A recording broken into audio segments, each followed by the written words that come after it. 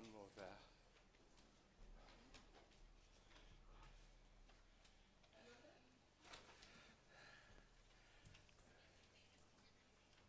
Okay, well, obviously the fact that the room is so kind of packed at the very beginning of term is kind of testimony to how much we all welcome Tony Vidler, who's going to speak this evening. Tony's a great friend to the school and kind of lectures here, certainly every year, though not as frequently as we would like him to.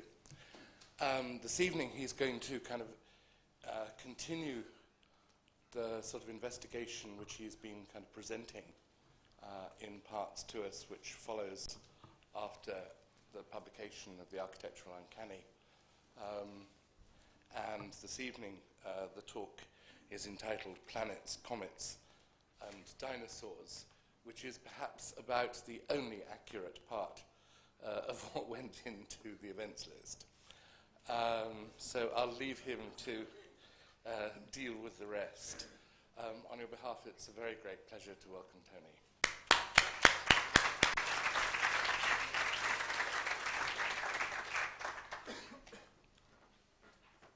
Yes, I was very happy to find that bodies here, if they're listed in the United States as mutant, become mutual, which means, of course, this is part of the mutant protection effort here. And it's a kind of morphologically correct transformation, which I abide by. So that the actual title of my lecture is Planets, Comets, Dinosaurs, Mutant Bodies, and Virtual Spaces. It occurred to me, thinking about lecturing here, that because this is, in fact, the sort of draft of the last chapter of my next book, that every book that I have written has been presented here chapter by chapter from 1973 on. The Ledoux book, The Writing of the Walls, The Architectural Uncanny, which was dedicated to Alvin Boyarsky, precisely because every single chapter of it had been presented here in first form, either in seminar or lecture. And so it seems to me that the AA is a kind of mechanism for getting books out of one. And for that, at least, I thank you. I then am going to talk a little tonight about concepts of space in the late 20th century. It's the last chapter, unless I get up the energy to write a last chapter, of a book called Warped Space, Architectural Anxiety in Modern Culture, which starts with a piece that I gave here several years ago called On Agoraphobia, moves through a whole series of questions of architecture and film, architecture and projection, architecture and introjection, what Mark Cousins once called a psychoanalytical study of architecture, an analysis of architecture in the psychoanalytic sense. So tonight's lecture is about how one thinks about oneself as a subject in relationship to late 20th century objects, and specifically in relationship to digitalized objects, or objects which are in one way or another constructed through digitalization. You all recognize this. I'm not quite sure why, when asked to think about identity, I immediately think of dinosaurs. Perhaps it's because their identity is always, perforce, constructed, with all the methodological rigor of a Cuvier or a Spielberg. Perhaps it's because I cannot entirely rid my mind, just before the end of the century, of galactic and planetary apocalypse. Perhaps it's just because I'm the father of a 5-year-old dino fetishist. Having spent this afternoon, he said this morning, if you're going to talk about dinosaurs again today, Daddy, you should take me to the Natural History Museum. And so here we are, and he made me bring this in order to assert his primacy over dinosaurs and to make it clear that I had stolen his subject, But I rather think, as it will become clear in my talk, that it's something about dinosaurs' own newly discovered digital identity, the manner in which that identity has changed in the last years, and most especially the ways in which their newfound liveliness in movies places them precisely somewhere between architecture and culture. Here I think Darwin meets late 20th century visual culture in a way that I would hold has profoundly transformed our own subject position with regard to architecture, or rather which has transformed the subject for which architecture itself is constructed, whether our specific identities are taken into account or not. There's no lack of evidence for a contemporary fascination, if not obsession, with galactic, apocalyptic, prehistoric, and post-historic life, to the extent that one might descry at the end of the century a kind of new galacticism. That's T-Rex in San Diego. Movies like the Star Wars trilogy, Jurassic Park, The Lost World, and The Land Before Time, parts 1 through 4, now 5. Scientific works debating the reasons for dinosaur extinction, most recently exemplified by Berkeley professor Walter Alvarez's T-Rex and the Crater of Doom. That's T-Rex sort of watching the Crater of Doom, and that's a dinosaur looking rather puzzled at what is about to wipe it out to extinction. The fashion for cuddly purple dinos singing earnest, moralizing songs to hypnotize children. I don't know whether Barney's come here, but in America, I love you, you love me, we're a happy family, is a terribly important song for children. The mania for mutant turtles engaged in bloody battles to the delight of the same less moralized younger set. The recent appearance of the Hale-Bopp comet, closer and closer to our horizon, and the resulting tragic and hysterical reaction of World Wide Web surfing cults. Not to mention the emergence of dinosaur-like recreational vehicles consuming enormous amounts of fossil fuels. And finally, the auction a couple of months ago at Sotheby's of Sue, the most completely preserved T-Rex specimen yet found, with 99% of her bones in price, with a starting price of $1 million and a final sale price of more than $8 million, should indicate to us that dinos have not just arrived, they are true works of art. These phenomena and many more are enough to signal that interest in paleontology and astronomy is in full swing. This current interest in dinos and galaxies, of course, is not new, nor is it a simple function of our millennially driven decade. Its history goes back to Cuvier's time, at least to the late 1820s, when dinosaurs began to haunt the romantic imaginary and replace Frankenstein's monster. But our own mania seems to bear special relationships to the 1960s dino fever, of which it appears in many respects to be a survival and in other respects a revival. One might point not only to the survival of Star Trek and NASA in their various incarnations, a combination recently the subject of an elegant essay by Constance Penley, but also to the reruns of the Jetsons and the Flintstones back to back on the Time Warner Cartoon Channel. Many of the dinosaur exhibits now being reinstalled in museums to reflect current scientific wisdom and to capitalize on film rights linkage and consumer franchising were those originally refurbished from their 19th and early 20th century incarnations in the 60s, and the Sinclair oil dinosaur made the direct connection with fossil fuels hard to miss. Between the 60s and us, however, there's emerged the great divide of the digital, with results that I'll try to outline this evening. For beyond such historical genealogies, I take these examples of popular culture as material evidence of what I believe is a profound change in the nature of our subjectivity with regard to architectural space. A change precipitated by the radical shift in representational techniques constructed by digitalization. Here I'm not simply speaking of the way in which digital software has allowed us to re-represent things in the way we used to represent them. The enormous efforts of CAD, for example, to replicate perspective, or that of so-called virtual reality simulators to throw this perspective into a felt 3 dimensions. The well-known wire frame that with great effort manages to caricature what the Renaissance painter took for granted as reality. Rather, I'm concerned to characterize, if not interpret, the particular kind of eye, as Lacan would have it, that has emerged unthinkingly from a mirror entirely other than that which confronted the 1930s psychoanalysts and his subjects. A mirror that can hardly be recognized as such, and which, with its special kind of reflectivity, is, I think, in the process of creating an imago hardly manageable in 1936. Let me go further a little in this mirror stage analogy. Here I should make it clear that I make no claims for scientific or psychoanalytic validity or any special psychoanalytic understanding for what follows.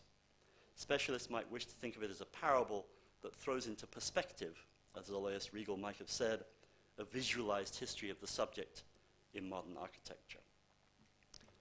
I wanted to make a movie of the mirror stage for a long time.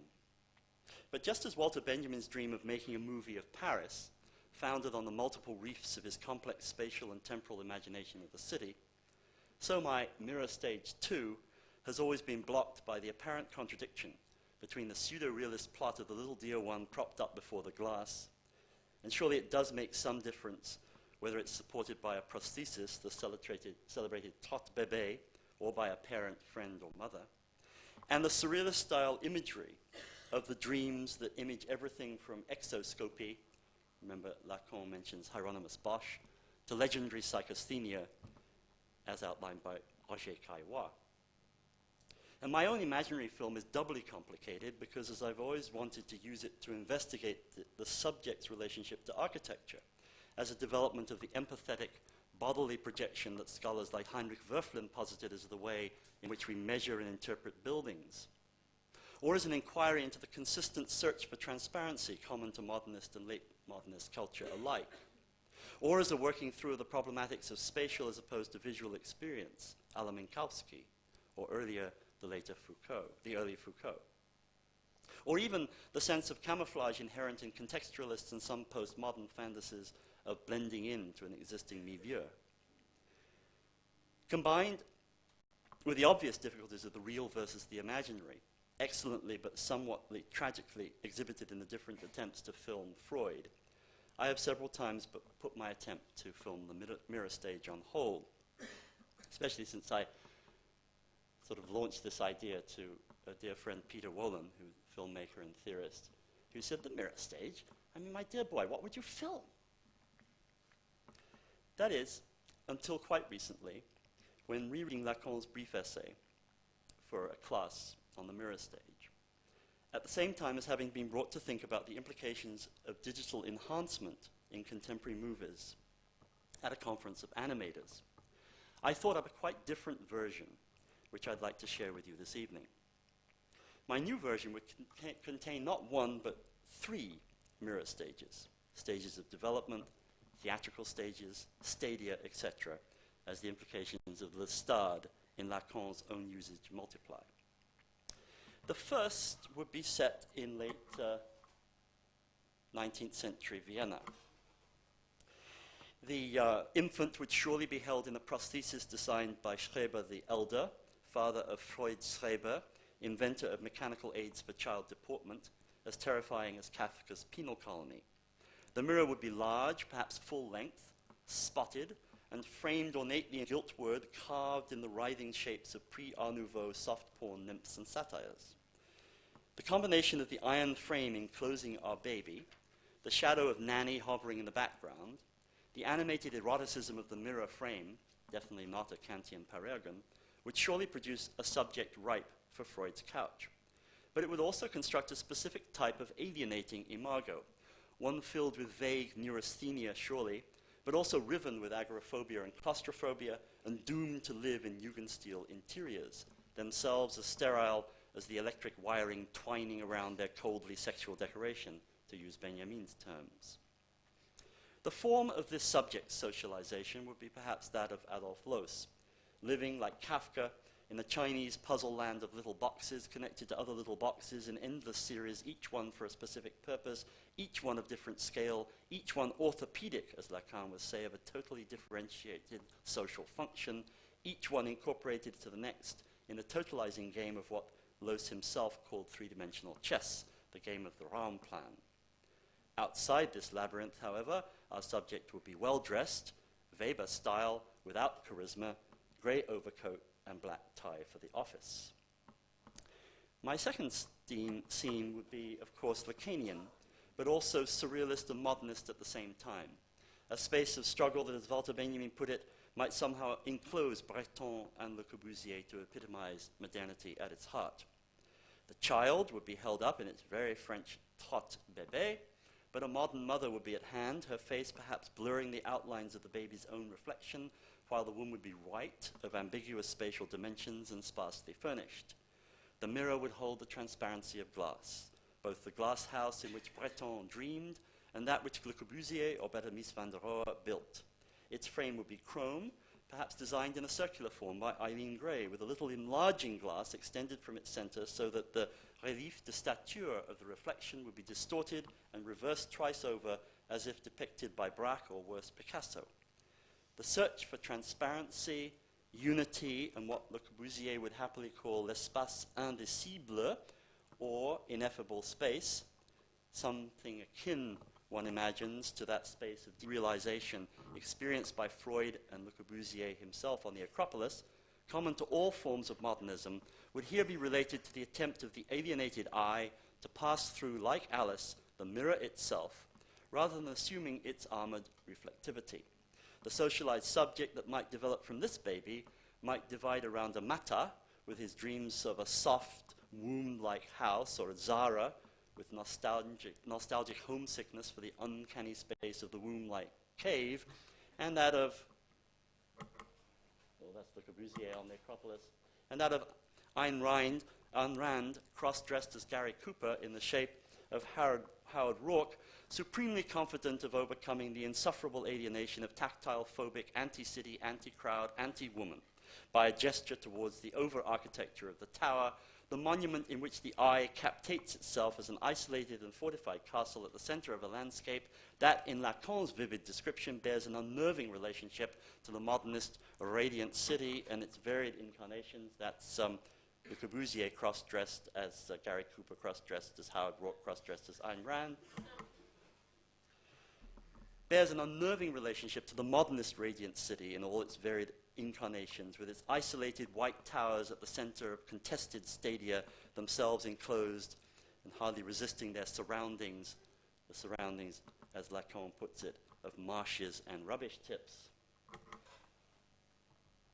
The inhabitant of this city, as Lacan also notes, might also find its subjectivity, its I, in an existential alibi for the self, a kind of self-imprisonment in which psychoanalysis would find the origin of a socialization in what Lacan calls a concentrationnaire, a concentrationist form.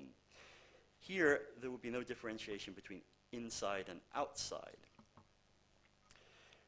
The critique of the high modernist vision, together with that of its corollary, the supposed oppositional model of Heimat, based on an illusory freedom of the self, has never, I think, been so well framed as in Lacan's essay. And this, it should be emphasized, between 1936 and 1949, long before the evidence of the worst results of either posture in front of the mirror was finally in. As Lacan said it, the formation of the I is symbolized by a fortress or a stadium, its inner arena and enclosure surrounded by marshes and rubbish tips.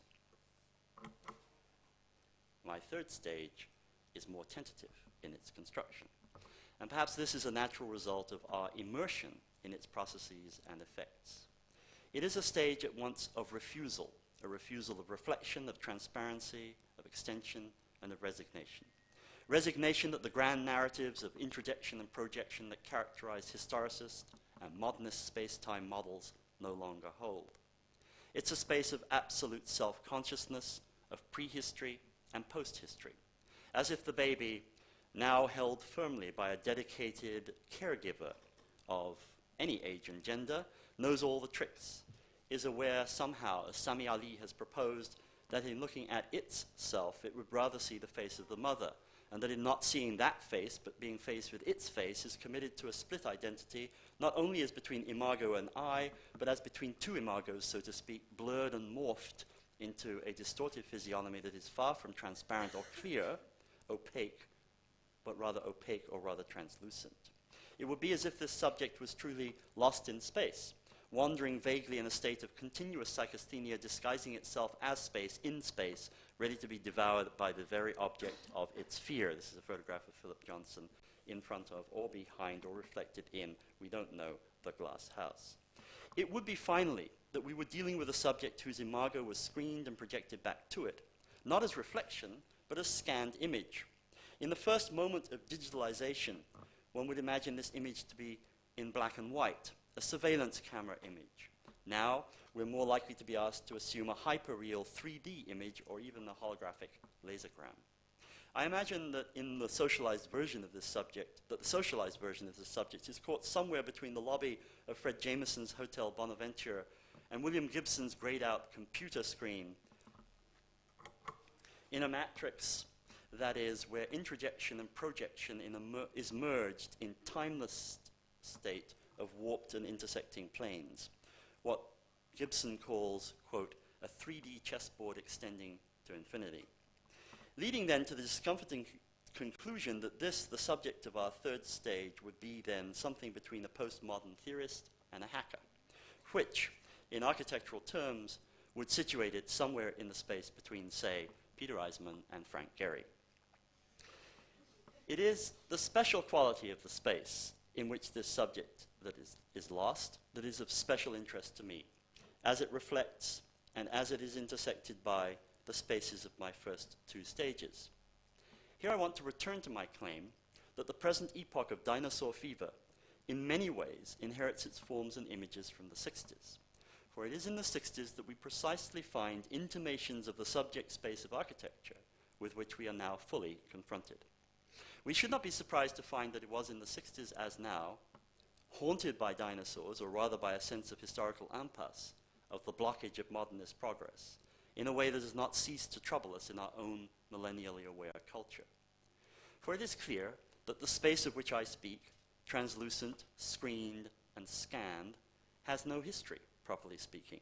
It implies no way forward and no way back, and is thus suspended out of time, or rather at the place where prehistory and post-history meet. Here I want to return to the 1960s and look for a moment at the work of an artist, Robert Smithson, an artist who, for my purposes this evening, is interesting precisely because of his prescient recognition of a galactic, dinosaurian space that potentially displayed the characteristics of our own. For Smithson, it was all to be found literally on display in microcosm in the American Museum of Natural History. This is a photograph of Robert Smithson, the artist, at the age of about 10. For Smithson, it was all to be found literally in microcosm in the American Museum of Natural History, which, as you remember, includes the Hayden Planetarium, where, as he said, a sense of extreme past and future, quote unquote, was engendered by the fact that, quote, there the caveman and the spaceman may be seen under one roof. Or, as he put it in a reminiscence of Charles Knight's panoramas, space age and Stone Age attitudes overlap to form the zero zone, wherein the spaceman meets the Brontosaurus in a Jurassic swamp on Mars, unquote. Indeed, in Smithson's graphic formulations, we find all the ingredients of our new conception of space-time, one that recognizes the end of progressive modernist space and its dissolution, its fading, as Smithson will call it, into a kind of entropic stasis. History, the conventional vehicle of progress, has come to a full and empty stop in cataclysm. Indeed, it has returned on itself to join its cataclysmic origins. Prehistory had joined post-history, as Smithson concluded. Again, some of the images from the Hayden Planetarium and the American Museum of Natural History in the 1960s.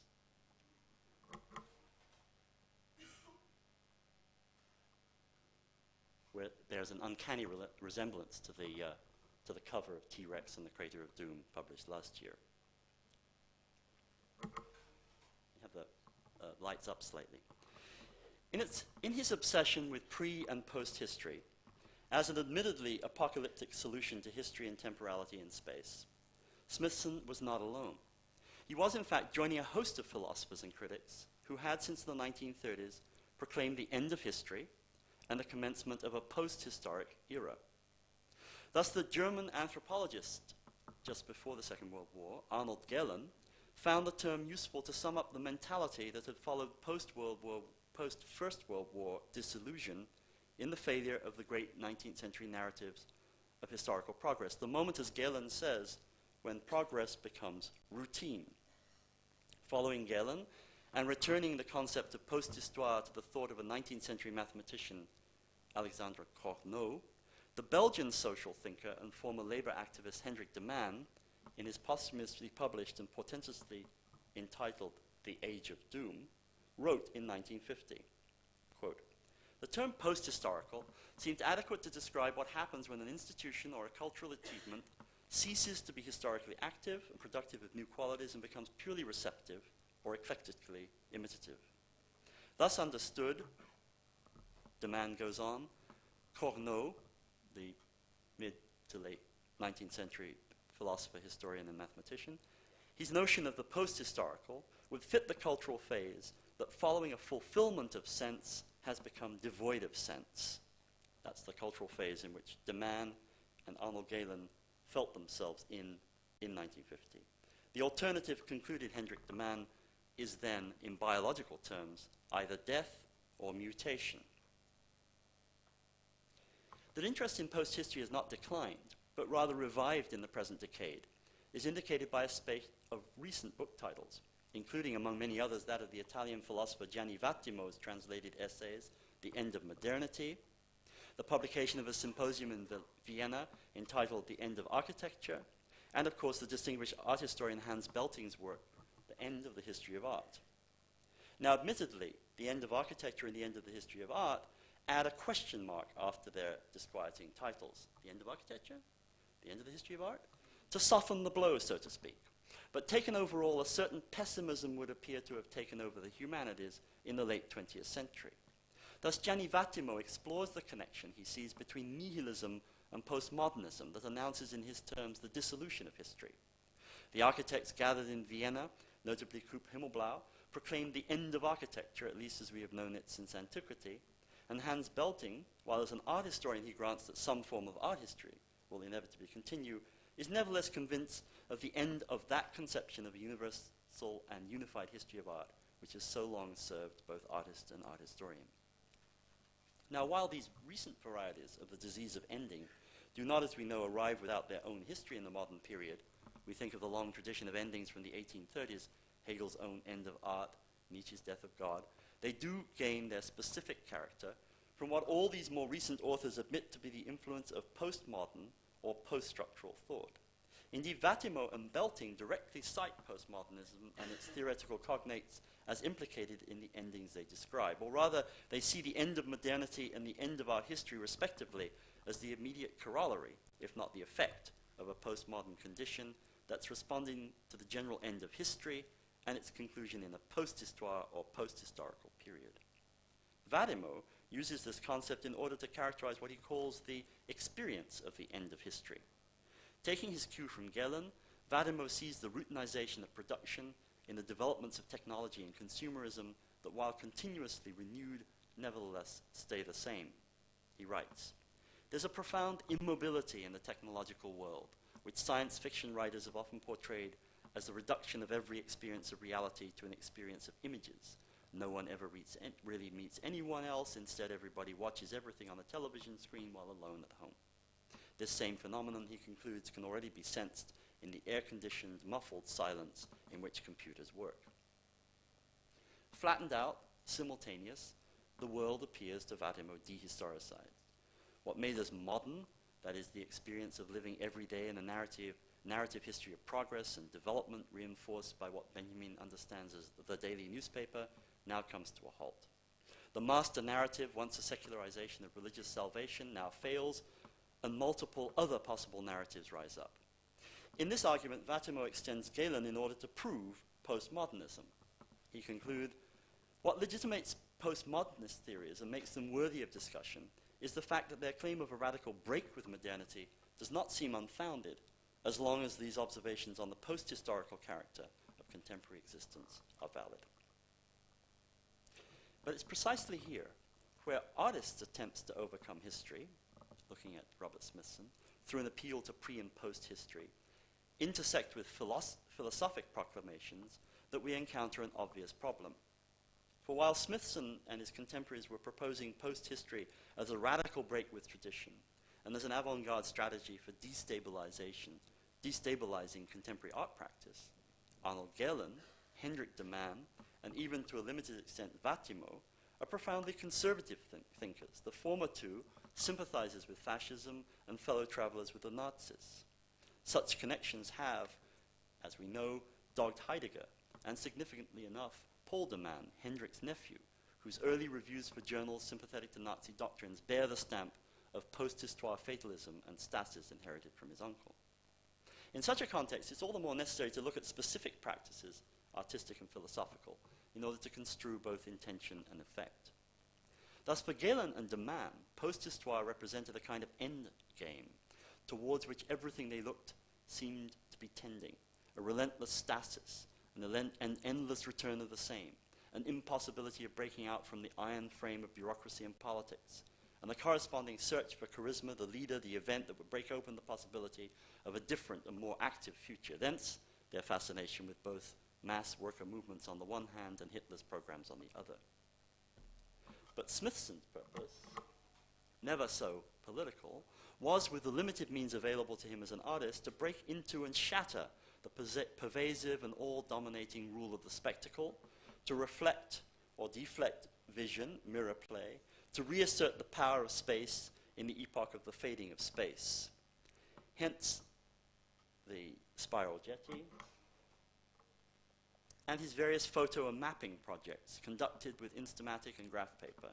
Hence also his various installations of mirror planes from the salt mines of Ithaca to the Yucatan, reflecting and deflecting the sites in which they are installed, preventing framing, picturesque fixing, or even subjective narcissistic identification. In this sense, Robert Smithson's mirror stages, set deep in the earth, scattered across its surface, reflecting its entropic, geological, and industrial wasted landscapes, threw the subject definitively out of the stadium once and for all, condemned to wander in the marshlands and rubbish tips of the outside, perhaps catching glimpses of its pre-orthopedic body in the shards of the mirror thrown down like so much jetsam, but only if crawling close to the ground. For Smithson, one might say, the interest of the dinosaur spaceman or the geological galactic was that it precisely opened up where history had closed. Post-history was in this sense simply a blockage erected by history that had to be cleared, had to be joined to prehistory. Here, Smithson's tactical and disruptive introduction of extreme past and future might join what Elizabeth Gross has recently understood as the sense of potentiality in a rethought Darwinism. In order to bring these considerations back to architecture, where after all they began, and where it is my implication they have been transformed, first under the influence of conceptual art, and then under the more extreme impact of digitalization, I want to take a couple of examples of recent buildings and projects that have tried in their own way to exorcise the demons of space and time inherited from the 20th century by reference to wider spatial and temporal spheres, deploying what we might now call the galactic analogy as justification, authorization, and even form giver to the works in question. Most striking to me was the eruption of this analogy in the recent preliminary competition for an architect to develop the expanding site of the Museum of Modern Art in New York, and especially in two projects for that competition by Rem Koolhaas and Bernard Schumi, respectively. I couldn't get any slides from Rem of the project. He said that the museum had them locked up, but I did get some slides from Schumi, who, having lost the second stage of the competition, was only too happy to share them with me. Rem Koolhaas, with his elegantly carved and gem-like model of the site, with MoMA at its center preserved like a fly in amber, and the setbacks cut like diamonds in Hugh Ferris style, and Bernard Schumi, with notes reminiscent of the Manhattan transcripts, here developed science fiction style as if a Manhattan Project, complete with the MoMA site, was described as a giant magma.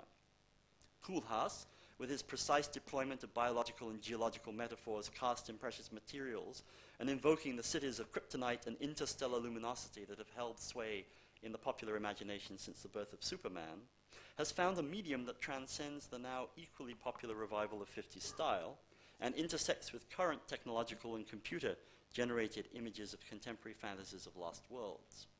At the same time, his commitment to the translucent over the transparent endows his specially ironic kind of functionalism with a poetic materialism, one also evident in his contribution to the competition from the French National Library, where similar enclosed spaces were held amber-like, like the mosquitoes in the Lost World, ready to spawn the new dinosauric future. Sumi, on the other hand, with equal elegance but with a firm avoidance of the physical object, picked his way through the labyrinth of MoMA's site with situationist aplomb, tracing the expansion of the museum as if retracing the moments of an asteroid impact. That's probably why he didn't win the competition, dissolving the existing buildings in a magma of light and matter and recombining their atoms in the process. This is one of the pages of his notebooks. Here's one of the details of the magma. It was perhaps no accident that at the very moment of the first charrette, the week or two where Koolhaas and Sumi were both in New York working on this project, homely word for these stirring visions of galactic mutation, during the very week when both Koolhaas and Sumi were lecturing at Cornell, the portentous Hale-Bopp comet was hovering over the clear skies of Ithaca, transforming the dome of the architecture school into a replica of an already landed spacecraft, evidently evoking an image of the MoMA site in both contestants as a potential crater of doom. In each of these examples, we can detect not only a desire to go beyond the present limits of a historicism kept warm by postmodernism, but also to a return to, if not the style, although Rem Koolhaas has his moments, certainly the substance of debates that emerged in the early 1960s. It would perhaps be easy enough to conclude that these intersecting concerns are simple extensions of the sci-fi and high-tech interests of the century as a whole, or that these more recent examples represent a kind of millennial thinking, one that seeks reassurance in the apocalyptic, where history and progress have failed. Obviously, both of these explanations are in some way correct. Certainly, the chain of galactic associations in post-war culture, high and low, has never really been broken, and the late 20th century has a special place in this cultural mood. But as I've indicated, I want to go further and point to what I think has been a shift in emphasis in this mood in the last decade, one that marks our own special kind of galacticism, in architecture at least, as fundamentally different to that of Smithson or any of the architects of the googly style in the 50s and 60s. A shift that has not simply changed the way in which the galactic analogy looks and feels, its style, so to speak. We're no longer making sort of spaceship-style objects, or not many of us anyway, but also the very way in which we conceive of space and structure. Here we touch a subject that has had little attention to date, what I'd like to call the digital effect in architecture and the arts. By digital effect, I don't mean simply the assessment of how computers have changed our lives, nor how they have introduced new ways of doing old things in architecture, nor do I mean simply the examination of the digital arts in order to claim for them the status of a new frontier, let alone a new avant-garde. Rather, I mean the quite complicated effects of digitalization in the arts and architecture, with respect both to the aesthetics of digitally produced objects, as well as to their status as objects, in relationship to our relatively newfound status as post-digital subjects, subjects with equally complicated relationships to our psyches, our bodies, and our digitalizing technology. Which returns us not only to architecture and galacticism, but also to dinosaurs, whence we began, and specifically to Jurassic Park, released in May '93, and its belated, if not deflated, sequel, The Lost World, issued on Memorial Day, 1997. The dinosaurs of Jurassic Park and The Lost World were not those of the 30s, 40s, 50s, or 60s. In King Kong, remember, the dinosaurs were fierce and stupid. Brontosauri with teeth and man-eating instincts. Spielberg's dinosaurs, to fit the epoch, are smart dinosaurs, keeping up with the zeitgeist. No longer lumbering around on their hind legs, they're balanced according to the laws of physics, fast and quick learning. Equally, they're endowed with full family values, protecting and seeking their lost young, the only plot in the Lost World. But that is not the only difference. The full technical story of the CG, computer-generated dinosaurs for these two movies, has yet to be written. But suffice it to say that with major improvements for the second film, Industrial Light and Magic, with visual effects supervisor Dennis Moran from George Lucas's Star Wars trilogy, created both Jurassic Park and the Lost World dinosaurs. All the CG dinosaurs were developed in concept, and then storyboard drawings, as you see there, then drawn to scale, then modeled in miniature, and then scanned into the computer and computerized before being inserted into the frames of the photograph. The other dinos, including the T-Rex, were built as animatronic, full-size electronically operated models, shot often with practical actors. The movie industry has, it seems, abandoned any pretense of virtual reality versus reality. All reality is virtual in the movies, and now distinguishes between digital actors and practical actors. Following the construction of the scale models for the CG animals, the first step to animation was to build a computer model of the 9 species featured, a process that was begun by scanning maquettes provided by Stan Winston. IM animation was executed while the model was still in its wireframe form. Then lighting was added together with skin textures. Then each CG shot was match moved and tracked to the plate, as you see there, duplicating the live-action camera moves, whence each shot was then scanned back into the film. The sequence was fast-tracked in that all the computer models had been built by the time principal photography had begun, allowing animators to be segued in immediately on receipt of the plates for specific scenes. In certain cases, as in the Stampedes, for example, a whole library of running and walking cycles were developed early in the filming process to be plugged in as needed. Special software was further developed that could draw a path through a live-action scene for a specific CG character and allow for its insertion. One is not surprised to find that computer animation intruded not only into the dinosaur realm, but also in every other realm. A fact that I was surprised to learn most films shot now, that 40% minimum of celluloid shot live is invisibly digitally transformed. Thus, the T-Rex victims, the trailer, and even the celebrated Mercedes-Benz RUVs were computer generated.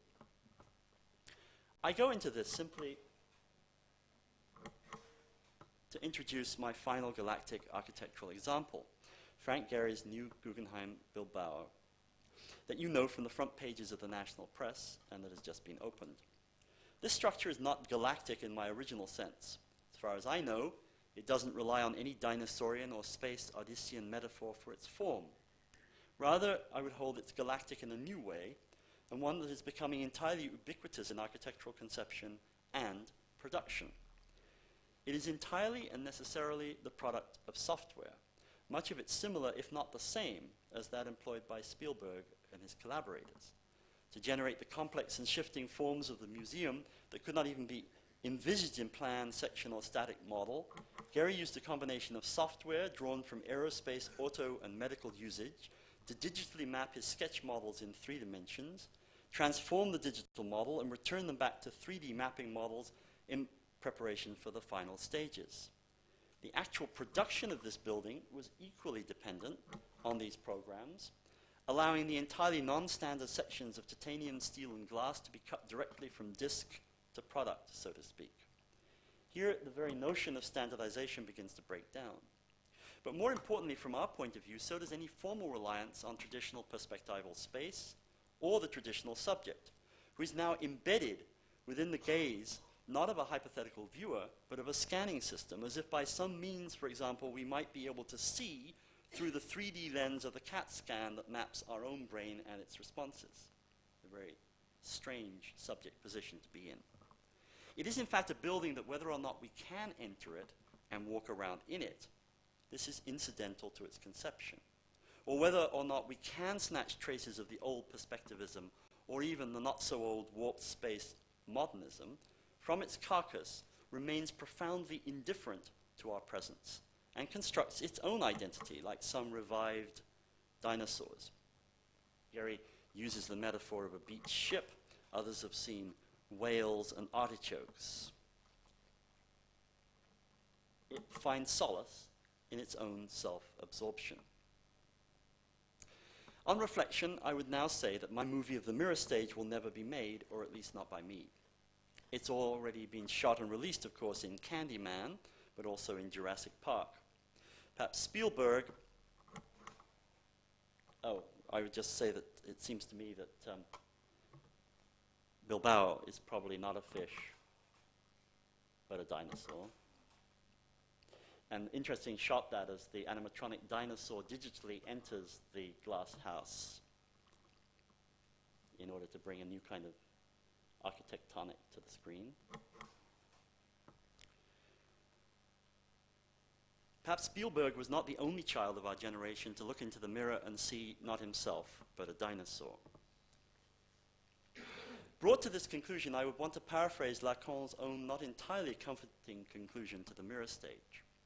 He wrote, having revealed our own eluctable destinies as heirs to a stage that of itself produced us as schizophrenic, paranoid, and alienated subjects, in the recourse of subject to subject that we preserve, psychoanalysis may accompany the patient to the ecstatic limit of that art, that in which is revealed the cipher of his mortal destiny. But it is not in our mere power as practitioners to bring the subject to the point where the real journey begins. End quote. We might wish to open the door a little wider and find a more optimistic future in our dino buildings.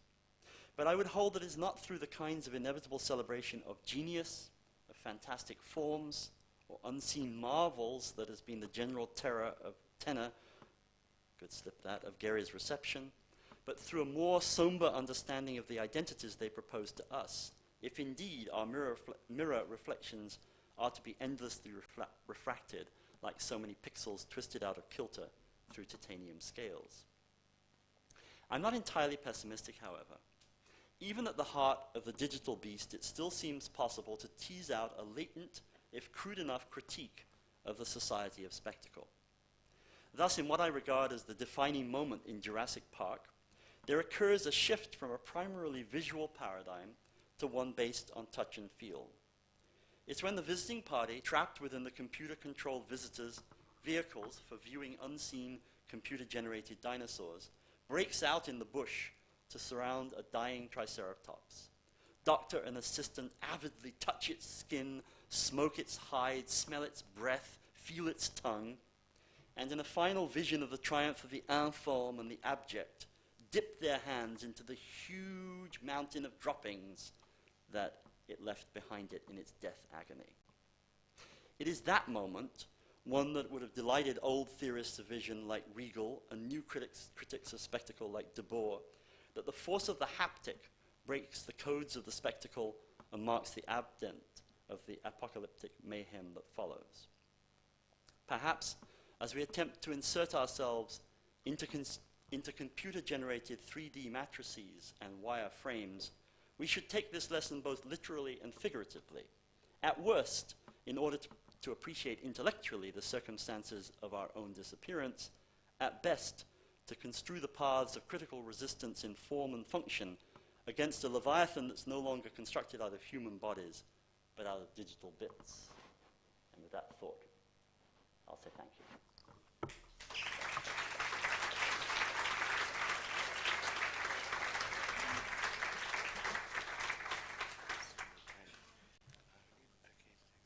Absolutely, yeah. So if there's questions,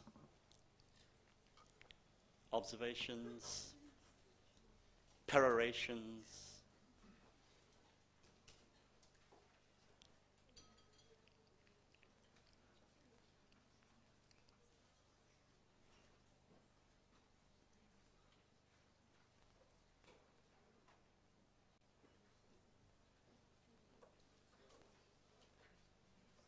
Yes, motion.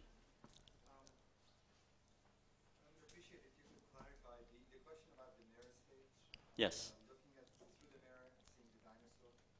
In terms of the Lacanian. No, that was a.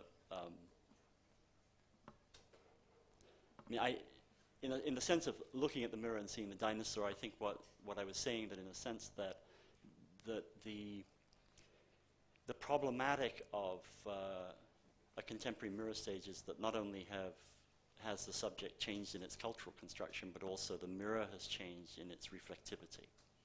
And I think that this leads actually to a little bit what Emily Apter will be talking about on Thursday, that is of the relationship between the human and the inhuman, which is an extremely powerful subject, as so many novels and movies and popular evocations of apes as people and people as apes, and the transformation of the one into the other as some form of mutant species that are going to inherit the earth. It seems to me that there's a moment where the spatiality, in a sense, I'm not really talking about any kind of rigid construction or psychoanalytic construction of subjectivity, but rather a cultural, I'm using it as an allegory for a cultural construction of subjectivity in relationship to a spatiality that has, I think, profoundly changed. I mean, the way, given the kinds of messages that echo through something like Panofsky's essay on perspective, right, which is that we are as precisely conditioned by those representations of space as we are conditioning them, that we inhabit the space that is made for us as opposed to taking over the space that we make. It seems to me that digital space, which at worst is extremely unwilling or uneasy in our presence, right, is in terms of its actual physical representation flat, in terms of its relationship to not only digitalization can simulate the space in which we walk. Obviously, virtual reality is very adept at trying to become a sort of Renaissance perspective, right, in wireframe. It can also speed up that space to the point where we can almost see ourselves going through kind of max speeds and so on and so forth. That seems to me to be simply a function of technology. What seems to me more invasive is the way that the process of digitalization itself also is involved in the process of the way in which we install ourselves as biological subjects in the world, and not just in the sort of popular models of cloning, but also in the way in which a model of a DNA string can actually be digitally invaded and digitally controlled and digitally produce another kind of result than that which is biologically transformable. In that sense, my sense of looking in the mirror and seeing a dinosaur is simply a sense of looking in the mirror and not seeing a self that is anything but other, right? And fundamentally other, right? And not just an other that can be overcome through a kind of leap of schizophrenia or a leap of paranoia or a leap of all the kinds of nervous diseases that have constituted the subject in the modern period. But One of the things I was going to say is that it seemed to me that the idea of one version of the mirror stage was me looking at the mirror, seeing myself, looking at myself. This idea that there's also a consciousness of that process of looking. well, the original mirror stage, of course, you're put together. You're put together in the first moment, but you're put together somewhere else. I mean, you're put together in front of yourself, right? Well, I see myself, but I only see myself as, when I see myself as a picture of myself, and as a perspectively. One of the things, isn't the thing that's interesting about that is that it already talks about a certain kind of consciousness of that particular condition. Right, and it also talks about a space in which one walks into that condition, right? I mean, one walks through life with an image of oneself, if you like, attempting to be transparent when you look at the other, right? So that you can see through yourself to the other, but fundamentally which says other is matched to self, because self is always in that reproduction. That is a reduction of proportion, a reduction of stature, right? It's a work of art, basically, right? In the digital space, isn't that space naturalized in the sense that it's also becomes the space Right. is actually not present. Pres- Whereas I think in terms of the That's architectural exactly space, what I speak of as flat.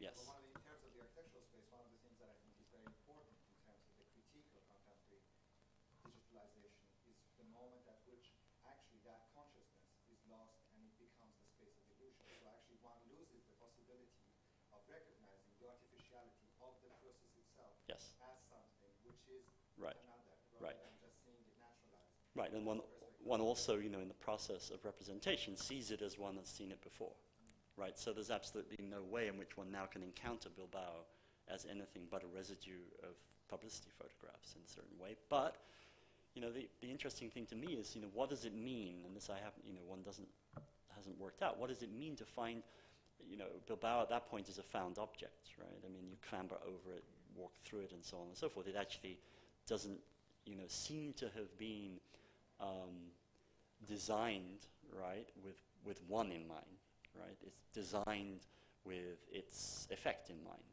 in a certain kind of way. And at that point, I mean, it may, as Mark said, there may be a very ordinary building trying to sort of crawl out of this extraordinary skin, or get out of this extraordinary skin.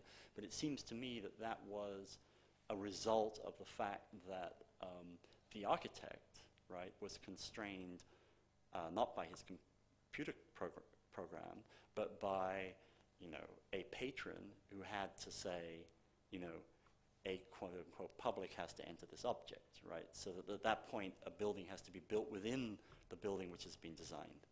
And I always find this problem of Frank's work is that he designs a building which is totally incompetent to deal with the building that has to be built inside the building that he's designed, right? It's completely incompetent. And then he revels in the contradictions, right, that come between the sort of architectural form and the outer skin. But that seems to me about as, as clever a way of designing a building in a way as saying, let me back up a bit. If you think of the dinosaur analogy, right, the first dinosaurs were reconstructed because you found a piece of their skeleton, right? And anatomists worked out that piece of skeleton led to that skeleton, right? They were constructed very much like the Crystal Palace was constructed, right? They were constructed as skeleton and then skin, right?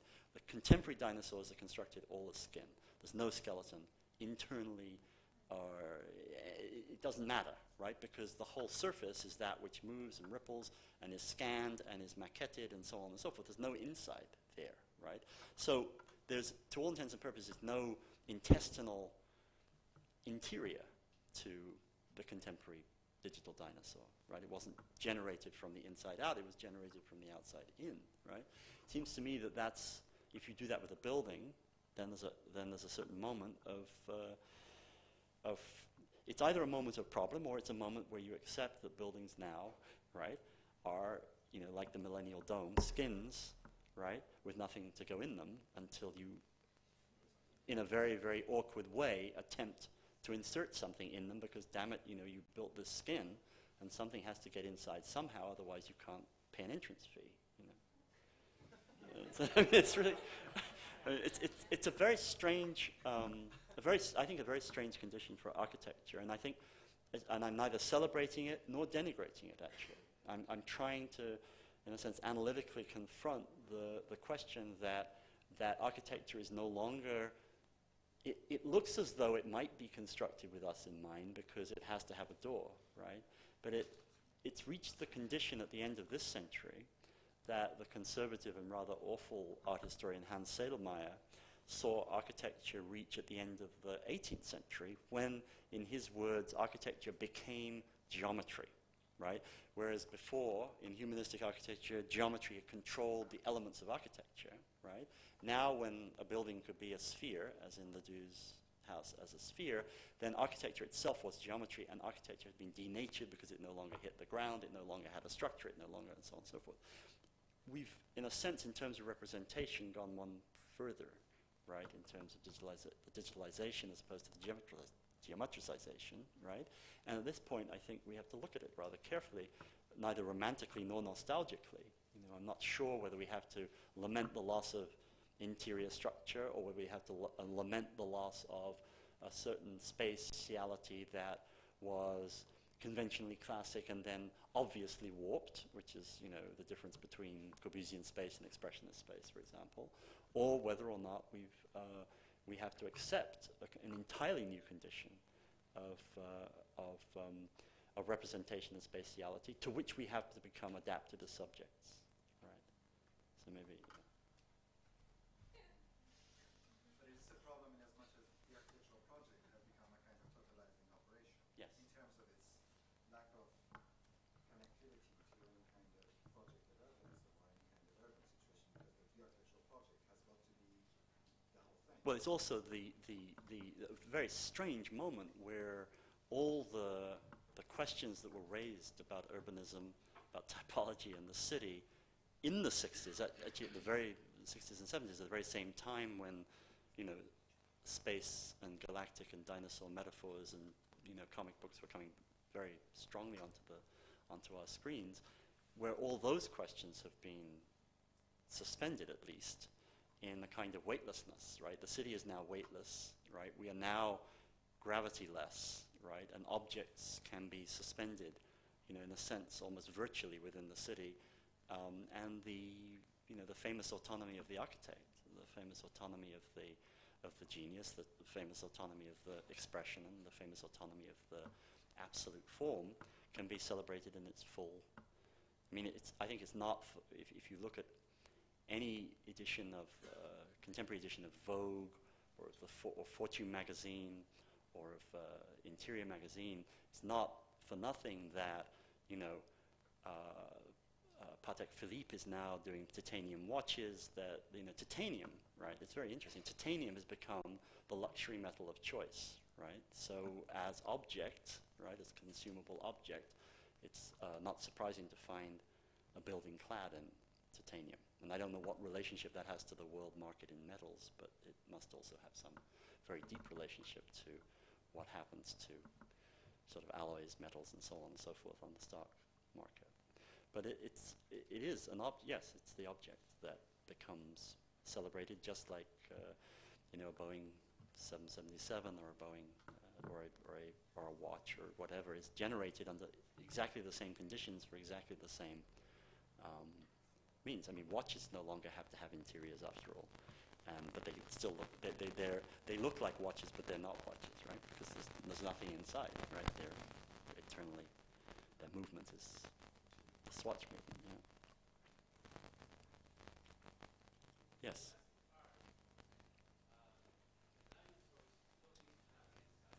What? Right. Right.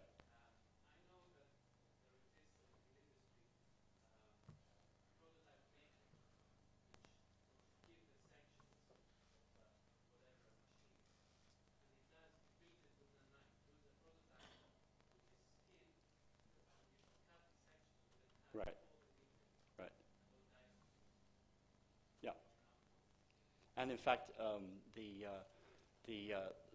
three-dimensional scanning technology, which can then be transferred to a laser model builder, right, can cut literally your three-dimensional model as you model it on the screen, as you know, in 3 dimensions, and that can then be sent as a program to various shop processes in order to.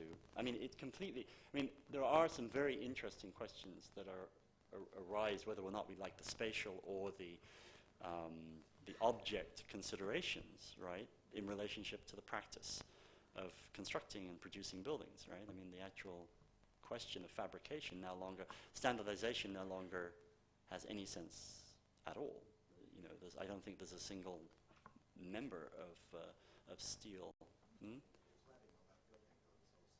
The cladding standardized, but the structure is completely non-standard, right? And so it's an interesting reversal there. Yes, you've been trying to. Right. This here first. Yeah. About space more than dinosaurs. Yes. I don't. Do you know tall babies on the mountain? Mm-hmm. A little bit. Have you heard about read the book The Age of Infinity, something like this? No. It came like 3 years ago. They were seeing that NASA. They discovered there's an age of space. Right. But they didn't really give. so comforting, isn't it? Sorry? But then from there he talks about it in terms of fractions. He draws, surfaces, etc., etc. And you have the Corbusier says, no, space is continuous. You only use continuity to fit that column, right? And then Paul Davies, he really justifies, why NS comes with a bit of glimpses. But here we're talking a bit about our eyes, right? We are like the mirror image is not the main tool we are using to like again back to the skeleton, yeah? It's our eyes that we are using. But then if you think there's an edge to space, right? How would you picture it? I don't know if I can ask you this question anyway.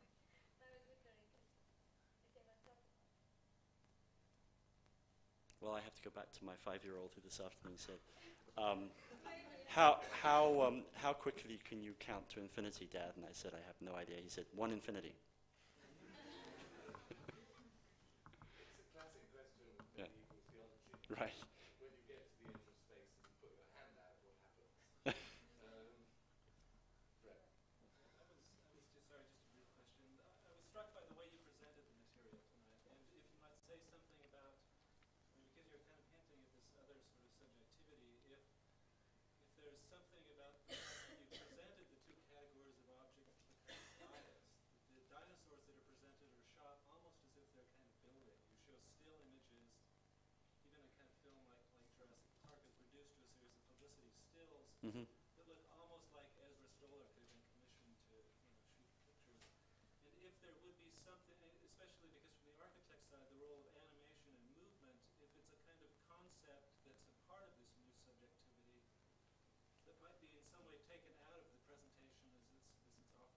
Yes, well, I understand that, and but one was sort of always haunted by Koolhaas, the film enthusiast, and Schumi, the event rather than the object, and so on and so forth. And yes, and there are other chapters in the book which explore questions of movement and dynamism in modernism and beyond. I was more interested here in the way in which a building is conceived to generate an image of its own movement, and where we don't have anything to do with that. I mean, we are not actually animating that building with our movement. It is animating itself with its assumed movement, and that, I think, is a rather static. It's rather like Boccioni's, the problem of Boccioni's forms developing in space, right? Where you have, or the bottle, and so on and so forth, where the object remains as an object to which one has to endow with a certain kind of anthropomorphic or animalistic content in order to see it. I mean, the kinds of the difficulties that critics have had in trying to characterize what this building is in popular language, right? Like it's an artichoke, right? It's a rose. It's all this business of unfolding and so on and so forth. It takes, in a sense, the organic metaphor of functionalism and transforms it into an organic expression in form, to the point where we are called on to empathize with its organicism. And it, I think, completely removes itself from us. And therefore, I think that's why, in a sense, I'm more interested in this lecture in the static than in the dynamic, because I believe in the end that, even animatronic dinosaurs are static, right? I mean, they're tons weight, and they're moved on rails, and they're pushed, and it takes an enormous amount of cinematographic invention to get them to look as though they're moving, right? And animation is a painful, after all, step, is a painful addition of stills, after all. I mean, the still, even digital animation doesn't get beyond the fact that you have to go still by still. And so it's an interesting thing to me that in the end, animation is reduced to a kind of stasis. If you're talking about architecture which reduces itself to the status of a static object that wants to look as though it's moving. So I guess that you hit it absolutely, and I think that you're right in my presentation, but it was fairly deliberate in that sense. Yeah. My question follows from my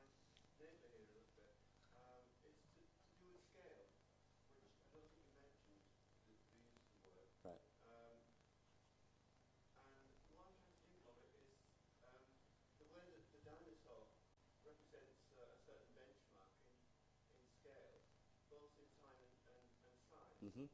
Now, one of the things about Smithson that you didn't mention was his propensity to find these galactic and rather sort of far-fetched conceits in his own backyard. Precisely, yeah. Mosaic, for Right. instance. And to register the distance of a few hundred yards and possibly light years. Yeah. And Well, he was living in it, right? I mean, he was, in a sense, the subject of his own understanding of apocalypse, right? And so he was right there, and he established himself. What is interesting, he established himself even at a level which was below his scale. I mean, because most of the fallen or inserted mirror landscapes, right, they demand certain distortions and certain deformations in the body's scale in order to see the body. They don't reflect you, they reflect other stones, other debris, other mirrors, other trajectories in the abandoned landscape, right? So in that sense, you know, the Instamatic, which is the Kodak camera of choice, and the mirror, neither of them are there to photograph the occupation of the landscape by a figure, right? It's the end of that. It's the landscape itself taking on a kind of, you know, post-historical and prehistorical existence, which, in a sense, goes on without us, right? I mean, I think that's there in his thought, I mean, and certainly in his interest in burrows. I think that. what interests me is that I think that it's possible to see in Smithson's popism, which is another aspect of a kind of, I hate to use the word pluralism, but I'm just for want of better than that at the moment. Not to do with taste or style, but to do with conceptions of obsolescence and time. Yes, yes. Yeah. And when I went to Bilbao, what really struck me was the relation of the museum to the industrial obsolescence further down the river. That in some sense, we are producing dinosaurs all the time and wiping them out all the time, possibly, you know, within minutes actually. Right. In terms of our own consciousness. So, but then this is an attempt to make a kind of a permanent luxury imitation of obsolescence. I mean, that I guess the problem I have is the difference between Smithson's landscapes and Gary's objects, right? I mean, it's not that I dislike Gary's objects in their own way, and it's not that I deny his qualities as an architect. I think this would be a criticism of all kinds of architecture, of a lot of kinds of architectural objects, whether they were sheathed in titanium or not. And while Smithson is not imitating obsolescence but reflecting it, there's something about the Bilbao and buildings like it that if they have a context in an obsolescent sort of zone type culture where, you know, it's rusting and it's a little bit like the edge of Neuromancer, right? It's a titanium, it's a collectible titanium image of cyberpunk, right? And at that point, you know, the popism of Smithson is completely absorbed into, you know, mass culture's buying into, you know, high culture's celebration of its own eternal values, you know. So whether that has anything to do with what you were saying.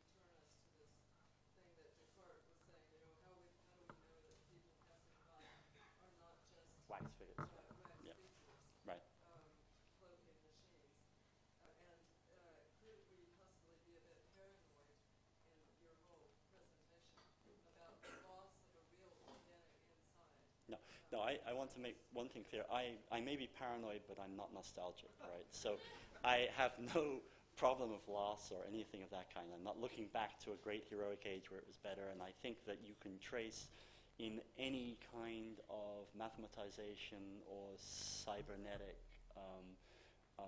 moments in modern industrial culture, obviously, as Gibson and Stirling did themselves in the difference engine, you can trace it in the wooden calculator in the 19th century. So yes, no, it's not a fundamentally, we haven't leapt across a void into an epistemological difference that is so fundamentally different that we don't know where we are anymore. But I think there is a question of degree to the point where dematerialization, right, which, as Benjamin said, started when you could begin to mold iron into Gothic shapes, right, in a way that you couldn't stone, right? And so you could mold it into classic shapes, or you could, in fact, it became a kind of iron and glass were, in a sense, the first synthetic materials, right? So now we have the first, in a sense, synthetic representation mechanism which dematerializes to the point of not considering materials, except when you sort of feed in the coordinates of structure or the coordinates of texture.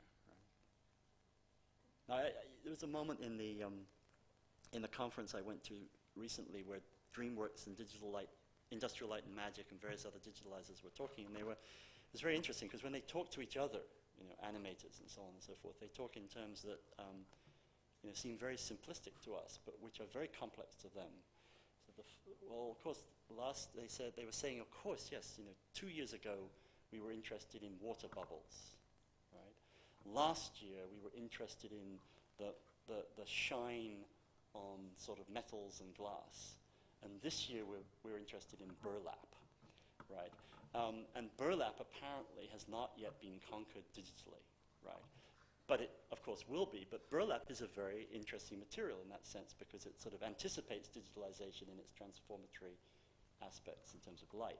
But, it is a very interesting moment where we are faced with the most high technology being pointed towards the absolute dematerialization of the world, in fact, which is not what analog photography was about, I think. Okay, I think we should. All right, that's the last question. When you say there is a form of standardization, because everything is brought down to the numbers, zeros and ones, the people who make a dinosaur in a computer can also build out a museum. Can also make your DNA over, right? Yes. So there is a form of standardization. Oh yes, I think. But what I'm saying, it makes the traditional standardization, which was measured in terms of distinct and similar lengths, right, completely obsolete. I mean, it fundamentally ditches the Crystal Palace, right, in that sense. Okay, well, I think we should end there this evening. But Tony Mathers very kindly agreed to kind of continue to discuss the issues raised in the lecture. And we're going to do that at 11 o'clock on Thursday morning. I'm assuming that will be essentially for graduate students. If anyone else would like to come, perhaps they could just notify Jacqueline Redwing so that we'll know how many are coming, and we can kind of organize it for an appropriate space.